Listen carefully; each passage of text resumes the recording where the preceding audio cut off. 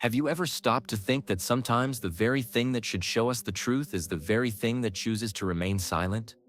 Well, that's exactly what happened in this case. The only camera that could reveal every detail of a crime stopped seconds before, and that glitch changed everything. By the way, have you subscribed to the channel yet? If not, click now, like and comment. It really helps bring you more stories like this. When I heard about this case, I confess I didn't immediately believe it. How could a technology designed for surveillance fail with such precision? Was it a technical error, a minor accident? Or did someone hidden in the shadows pull the right strings to silence the truth? That's where the controversy lies. Blindly trusting machines could be one of the biggest mistakes of our generation. And what fascinates me most is how all of this challenges a common belief. We believe cameras are always there to protect, record, and preserve evidence. But when the unlikely happens and they fall silent, a paradox emerges. It's in these empty seconds that the mystery grows, that logic is tested, that the mind is forced to unravel the invisible. In this video, I'll take you through this investigation full of puzzles, hidden clues, and unexpected twists. Get ready. What you're about to hear isn't just a story about a camera gone wrong. It's a lesson in how the truth can be manipulated, and yet it always finds a way to surface. I remember that night as if it were yesterday. The rain fell heavily, splattering the asphalt and creating distorted reflections from the streetlights. The wind whistled between the old buildings, as if warning that something dark was about to happen. I'd learned over my years as an investigator that some nights seemed to take on a life of their own, and this one carried an unusual weight. Something told me I was about to embark on one of those cases that scars a man's soul. The alley, where it all happened, was eerily silent, broken only by the metallic sound of a loose sign hitting the wall. It was a forgotten place, the kind no one pays attention to but which holds secrets bigger than any illuminated avenue. Upon entering, I smelled the strong smell of rust mixed with damp, and my instincts immediately sharpened. This wasn't just a crime scene. It was a stage carefully prepared by someone who knew what they were doing. In that instant, I realized the victim wasn't just an unlucky person in the wrong place. Every detail screamed that there was a hidden message in this crime. The shadows, the scattered objects, even the positioning of the body. Everything seemed designed to challenge me. And if there's one thing criminals forget, it's that the more they try to confuse, the more clues they end up leaving behind.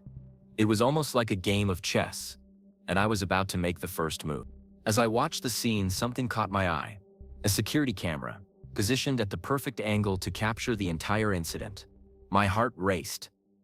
After all, in a world of uncertainty, images are worth more than 1,000 testimonies. But of course, in my career, nothing is ever that simple. And it was there, in front of that seemingly life-saving camera, that I realized the beginning of a puzzle that would change the entire course of the investigation. That lone camera was like a silent night watchman, installed high above the alley entrance. The equipment seemed too small to carry such a weight, that of being the only eyewitness to a crime that could change lives. I knew from experience that a camera never lies, but I also learned that sometimes it's silent on purpose. The curious detail was that no one had noticed its presence until I looked up. It was as if it had been waiting just for me. The camera lens was slightly tilted, as if someone had tampered with it beforehand. It was an almost imperceptible detail. But my years of investigation have taught me never to ignore what seems trivial. How many times have I seen clever criminals hide behind small alterations? Here, a simple degree of tilt could be the difference between capturing a face or letting the criminal escape forever. And that, for me, was never just a coincidence. To anyone else, that camera might have seemed like just another piece of cold iron hanging from a rusty pole. But to me, it was a living enigma. If it had been working properly, it would have captured the exact moment violence took hold that night. Think about it.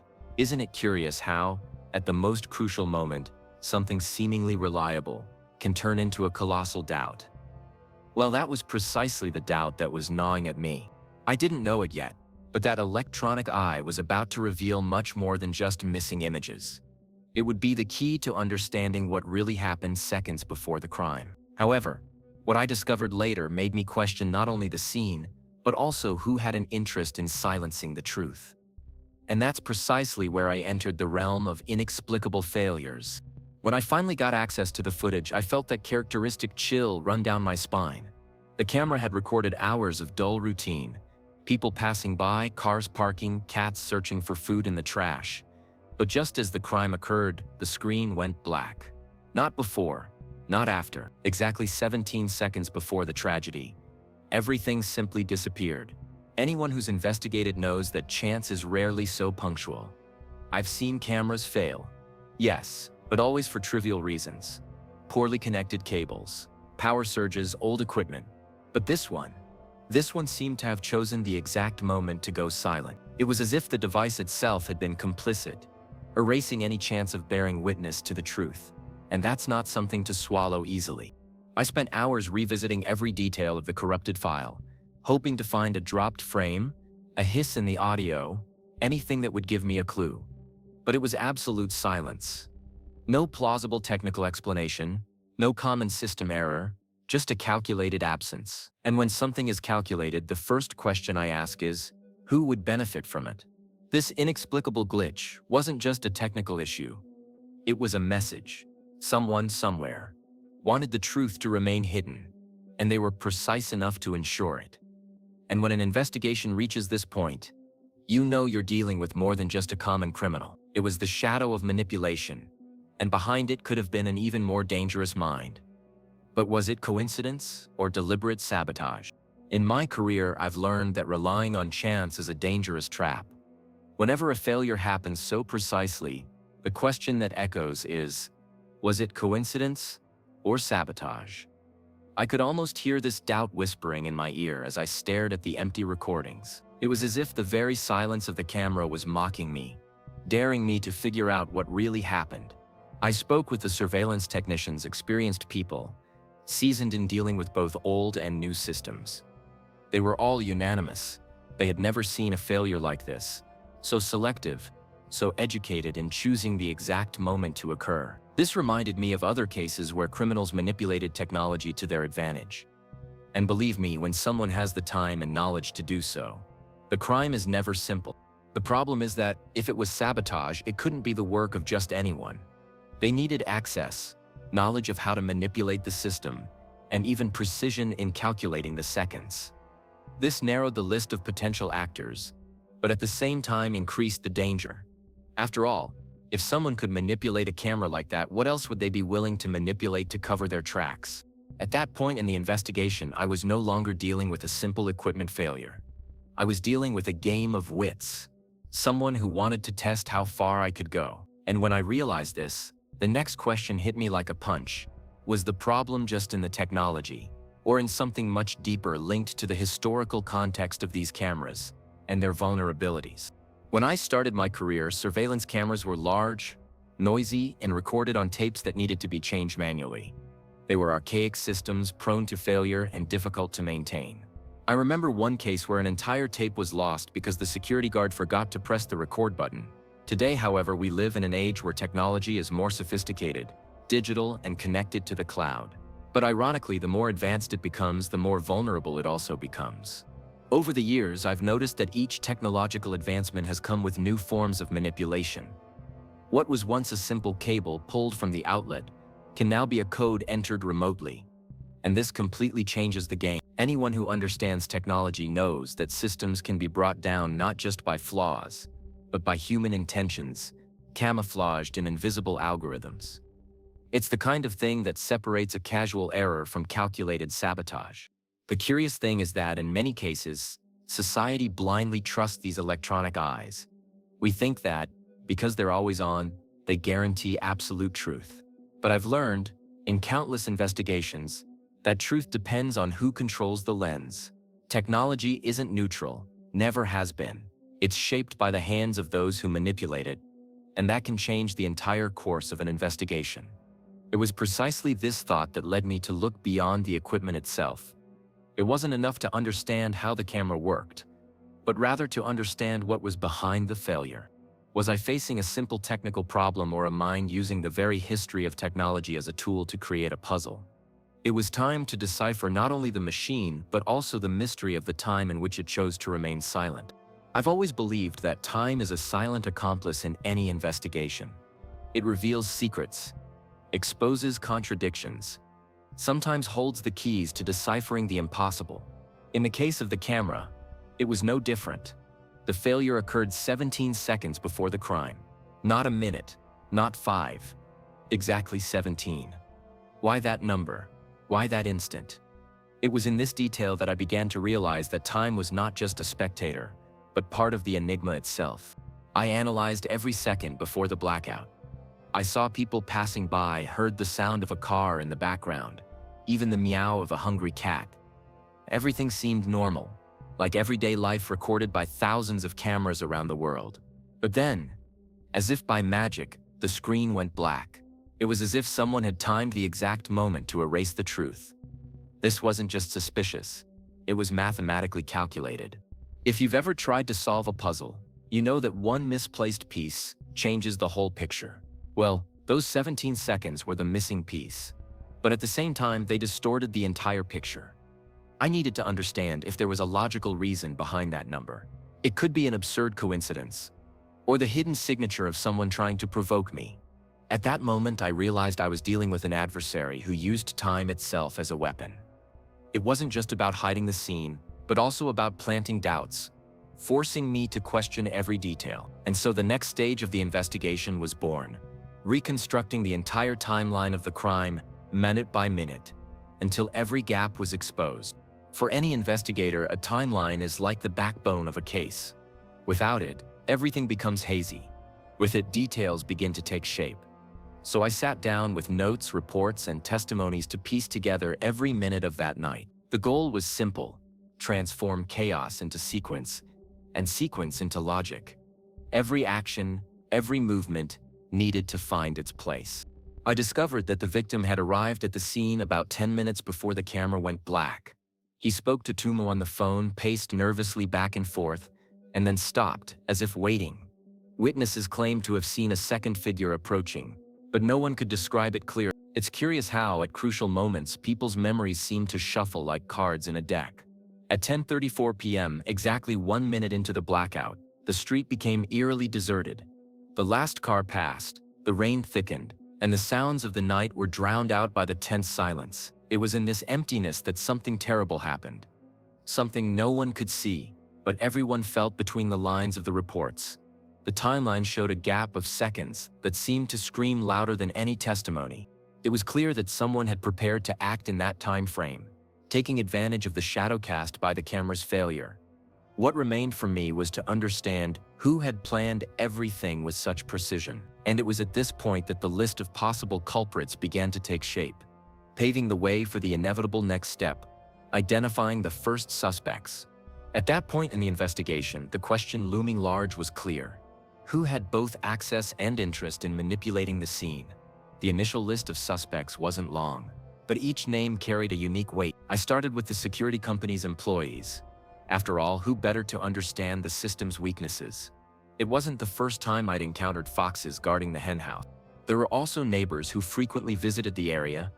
One of them, known for being overly curious, had a habit of observing the street as if it were his own territory. Witnesses claimed he always knew everything that was going on around there.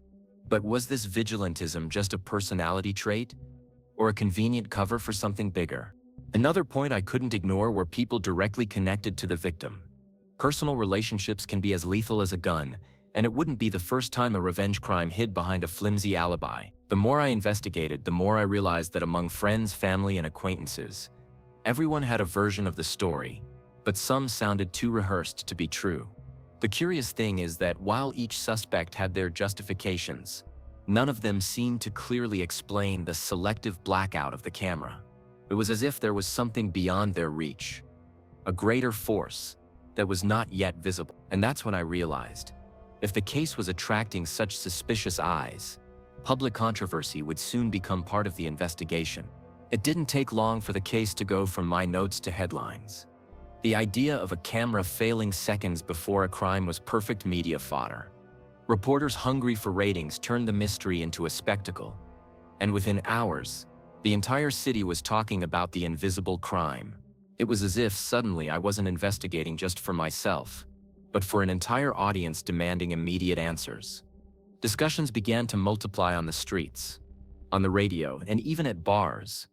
Some said it was a trivial technical problem. Others asserted we were facing a grand conspiracy. And amidst this crossfire of opinions, the actual investigation became even more delicate. After all, the more hype surrounding a case, the greater the chance of real clues getting lost amid fanciful theories. I knew that public pressure could be a double-edged sword. On the one hand, it forced authorities to act quickly.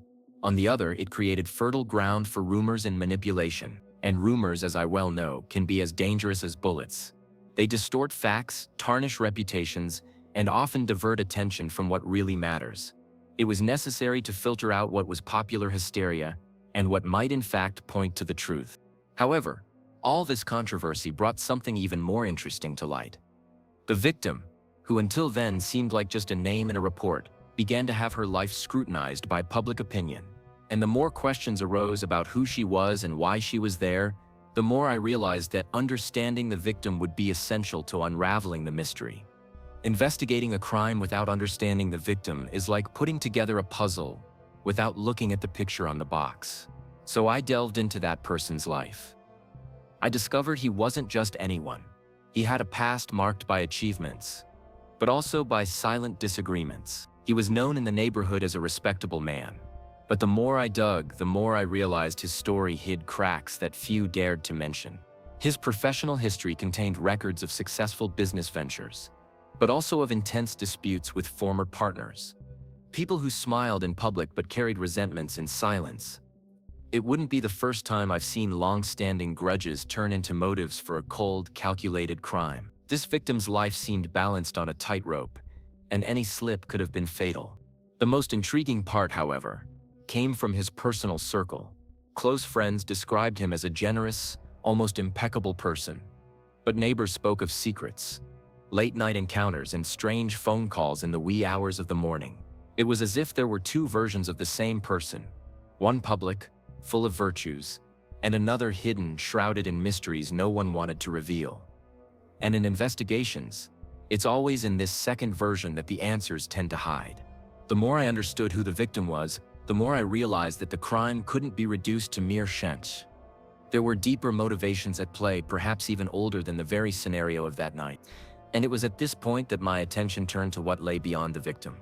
The parallel clues, the small, forgotten pieces that could change the course of the story. While everyone's eyes were fixed on the unlit camera, I learned to look at what seemed insignificant. That's how I noticed footprints in the mud, still fresh, as if someone had hurried past just minutes before the rain began to intensify. Each mark on the ground was a kind of silent testimony, and I knew that if I followed that invisible trail, I might find answers no one else could see. There were also almost unnoticed fragments. A scrap of fabric stuck to a rusty nail, a barely extinguished cigarette butt, even a strange buzzing sound captured on a nearby house's audio recorder.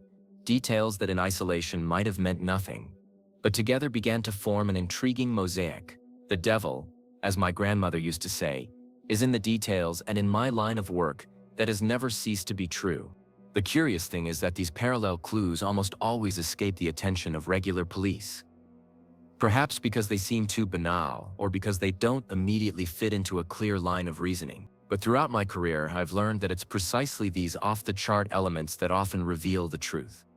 It's as if the criminal, no matter how intelligent, couldn't completely control the situation. These discoveries led me to consider something even more disturbing.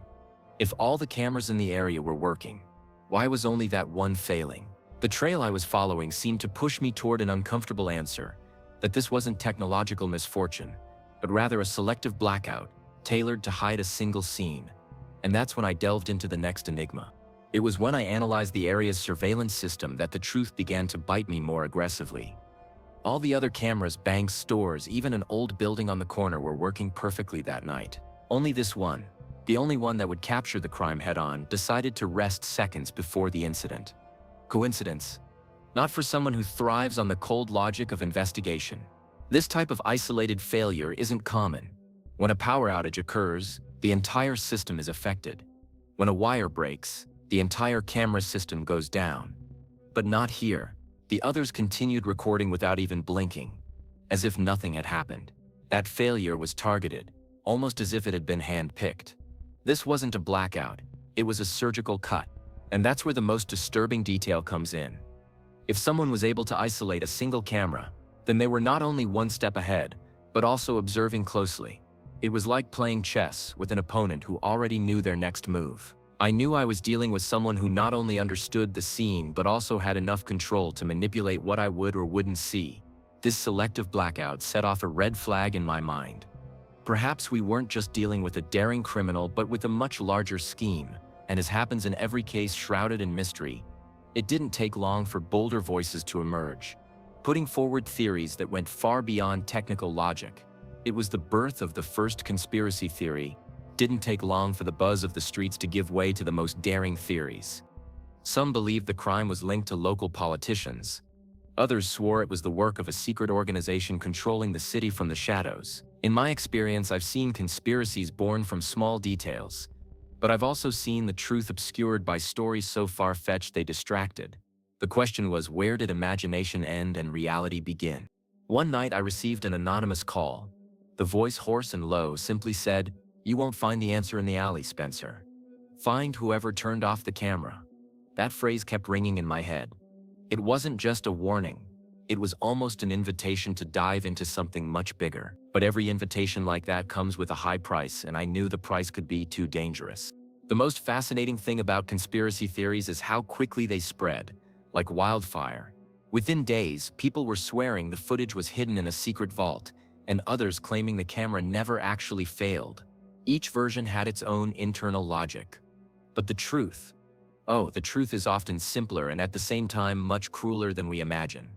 It was then that I realized, if I wanted to move forward, I needed to move beyond speculation and into cold, technical analysis. It was time to call in experts, dismantle systems, and understand exactly what had happened to that device, because only then could I separate myth from fact, and perhaps find the first crack in the conspiracy wall. I called in a team of experts specializing in surveillance systems, meticulous people who see details invisible to the naked eye. We spent hours disassembling the equipment, wire by wire, to determine if there were any natural flaws. It wasn't the first time I'd done this on a case, but there was something different about that machine. It seemed to have been tampered with so carefully that even the absence of evidence felt like proof in itself. On the hard drive, the experts found corrupted files. This in itself was no surprise. The detail is that the corruption began exactly the second the camera was supposed to record the attacker's approach. Coincidence? Or intentional manipulation? Anyone who has dealt with digital systems knows that the line between technical error and sabotage is thin, but noticeable to those who know where to look. While analyzing the recording codes, we identified traces of remote access. Someone had broken into the system and manipulated the data flow. This isn't done on the spur of the moment. It requires knowledge, preparation, and above all, a strong motive. It was at that moment that I realized I wasn't dealing with just any criminal, but with someone with advanced technological knowledge. But the big question still lingered. Why choose those seconds and not others? The answer seemed hidden within the gaps in the file itself, as if there were something more to be revealed there. And it was precisely at this point that the mystery gained a new layer. The enigma of the final 17 seconds before the cut. I spent entire nights reviewing every detail of the recovered footage. The last 17 seconds before the cut became my obsession. It was like staring at an incomplete puzzle, where the most important part of the image simply isn't there. The victim was still standing, gesturing as if talking to someone. But who? And why? At that very moment did the camera decide to go silent. I used digital reconstruction software, trying to recover even the background noises, searching for anything that had escaped me. I managed to identify a quick metallic reflection, perhaps from an object, perhaps a weapon. It was just a fragment, a trail of light that flickered for less than a second, enough to make me believe there was something else there, hidden in the shadow. Experts confirmed that the files weren't simply corrupted, but edited. Editing means intent. Intent means someone behind it. And someone behind it inevitably means the truth was being protected at all costs. It wasn't just 17 seconds missing, it was 17 seconds stolen on purpose. That's when I realized it wasn't enough to rely on what remained of the images. I needed to listen to those who were there, confront memories, and perceive contradictions. After all, When pixels don't speak, people's words can reveal so much more. And so I reached the next stage, the contradictory testimonies that began to emerge. If there's one thing I've learned from years of investigation, it's that human memory is treacherous. When I started interviewing witnesses, I immediately realized something wasn't adding up. One neighbor swore he'd seen two people arguing. Another claimed there was only the victim alone in the alley. Who was lying? Or rather, who was manipulating their own memory to protect something bigger? A curious detail emerged in the testimony of a woman who lived on the corner. She claimed to have heard hurried footsteps shortly after the camera went black, but denied seeing any faces. This is curious, because another resident claimed there was no noise at that moment, only the sound of rain. Two versions of the same moment, as if time itself had created different forks in the road. I confronted the witnesses with their own statements on different days, and as always happens, their versions began to diverge. One said the victim was wearing a light-colored coat. Later, it was dark. Another said the conversation was calm, then described screams. This fluctuation isn't just a memory error, it's often a sign that someone is afraid to tell the truth.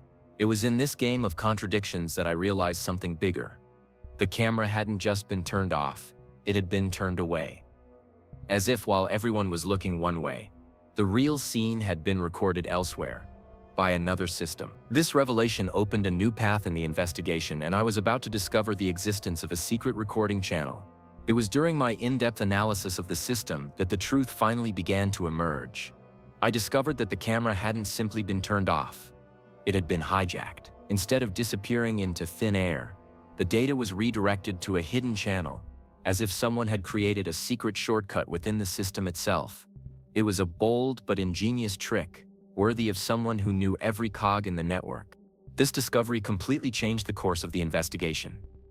Until then, we'd been working with the hypothesis of irreversible failure. But now there was a real possibility that the images still existed, stored somewhere no one dared look. It was like finding a hidden door behind an old bookshelf. The crime scene could be there intact, just waiting to be revealed. The problem is that when evidence is so carefully hidden, it means someone powerful has an interest in keeping it buried. I knew that if I tried to access this secret channel, I would face resistance. Not just technical, but also human. After all, anyone who holds such a valuable key doesn't hand it over willingly. It was a game of patience, but also of courage. This turn of events put me on high alert. With every step, I felt like I was about to poke a snake pit. Still, there was no turning back. If the images existed, I had to find them. And it was at this point that a new, even more explosive clue emerged. The possible existence of an automatic backup that no one had imagined. It was amidst a stack of technical reports that I discovered the most surprising piece of information in the case. The camera system, in addition to its primary storage, automatically backed up data to a secondary server. It was a little publicized feature, created as a safeguard against unexpected failures. No one seemed to know about it, not even the local surveillance team. But for me, it was like finding a secret path through a maze with no exit. From that moment on, the investigation gained new momentum. If this backup existed, the images everyone believed lost could be intact. The question was where to locate the server, and more importantly, who had tried to prevent this information from coming to light. After all, hidden secrets don't stay hidden by themselves. There's always someone interested in keeping them buried. Long before signs of resistance began to appear, authorities became reticent, papers mysteriously disappeared, and even some of the technicians who had been helping me began to back away. Fear spread like smoke, which only confirmed that I was on the right path. When a truth is too uncomfortable, forces always emerge to suppress it. But nothing would stop me. If there was a backup, I would find it. And with each clue, each recovered file, the certainty grew within me that the camera failure wasn't a mistake, but part of a plan. It was only a matter of time before the unexpected revelation came to light, and it would completely change the course of this investigation. When I finally gained access to the backup files, a shiver ran down my spine. The images were there, preserved as if waiting just for the right moment to be viewed. And, contrary to what many believed, the camera hadn't failed on its own. It had been manipulated by someone on the inside, someone who knew the system better than any outside attacker could. The scene revealed a shocking detail. One of the security guards was present at the crime scene, Not as a victim, not as a witness, but as an active player in the plot. He had positioned himself strategically, turning the camera away seconds before the attack, like someone opening the curtain to allow darkness to invade the stage. This was no accident. It was a planned performance. This revelation fell upon me like a huge weight. For years, I've learned that the most painful betrayal comes not from without, but from within. Trust broken by the hand of those who are supposed to protect is one of the hardest blows an investigator can witness. There, before those images, I didn't just see a crime being committed. I saw the very manipulation of truth in its cruelest form. Now, there was no doubt the camera failure wasn't a technical issue but a meticulously crafted strategy. And if there was a traitor within the security circle, it was only a matter of time before the climax of this investigation came to light, revealing not only the culprit but also the hidden agendas behind the crime.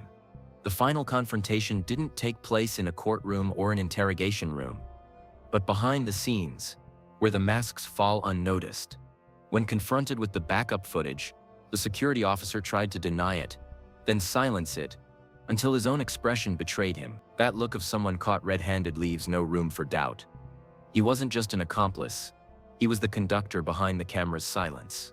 Every detail now fell into place, like pieces of a finally complete puzzle.